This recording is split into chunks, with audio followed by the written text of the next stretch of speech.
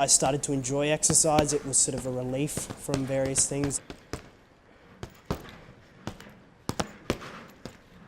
It was able to sort of vent my emotions, and not allow them to bottle up.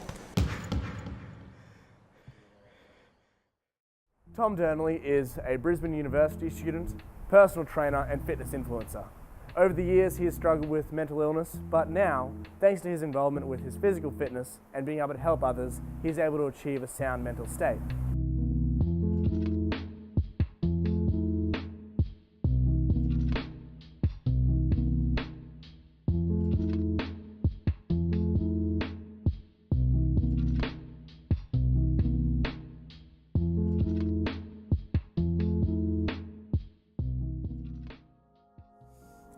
Before I was into fitness, I probably still had a lot of the traits that I do now, just no outlet. I really sort of didn't know where to get it out.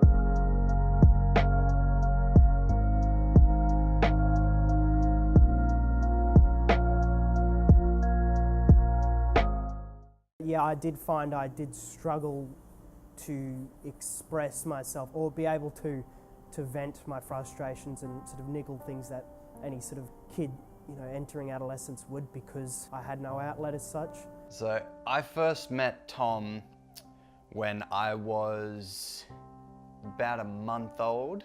My mum took me into the hospital because her work friend, who is Tom's mum, went into labour, and Tom was born, and I went to go visit him when I was a month old.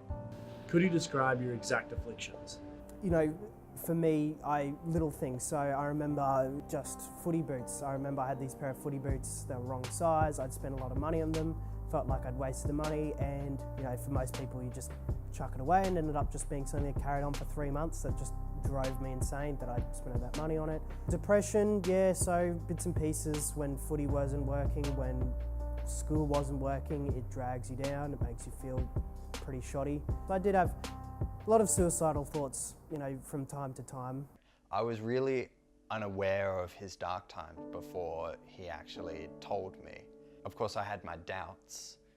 He was always quiet, and then suddenly he changed, and something kind of went in my head like, oh, maybe something happened, but I'm not gonna ask just because he's my best friend and that's none of my business. But I didn't know until his Australian story in grade 12, which was very confronting. It was the evening of the aftermath of an argument, something stupidly minute as always, something that would be brushed off as a minor inconvenience by a stable mind. But that wasn't me. Later that night, after the argument, I sat alone in a dark room, plucking baubles off the adjacent Christmas tree and slamming them into the ground with my palm. It went into really great detail on all of his dark times and some of the events that happened and all that stuff. What influenced you to dedicate your time to physical fitness?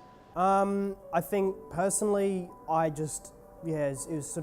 it was something I'd found that I could release my emotions with, but also the fact that once I started to get into it and found, the benefits attributed with it, sort of my obsessiveness kicked in, and it sort of almost became interlocked and really couldn't budge with it. But yeah, no, I did end up using fitness as sort of this carryover from these negative ideas and using it as a way to vent and express and utilise these potentially harmful things. Wait, hold on. We forgot to go to the gym. Hold on a second.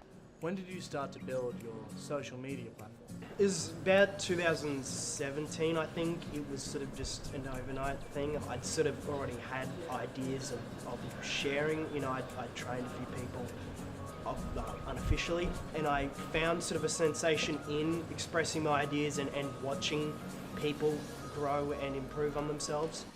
So it ended up being sort of routine, and then also sort of nowadays with teaching people about that, it's more of showing people, who are entering their fitness sort of lifestyle, etc., what can and can't be done, and trying to get them on the right foot and not sort of have to experiment like I did originally.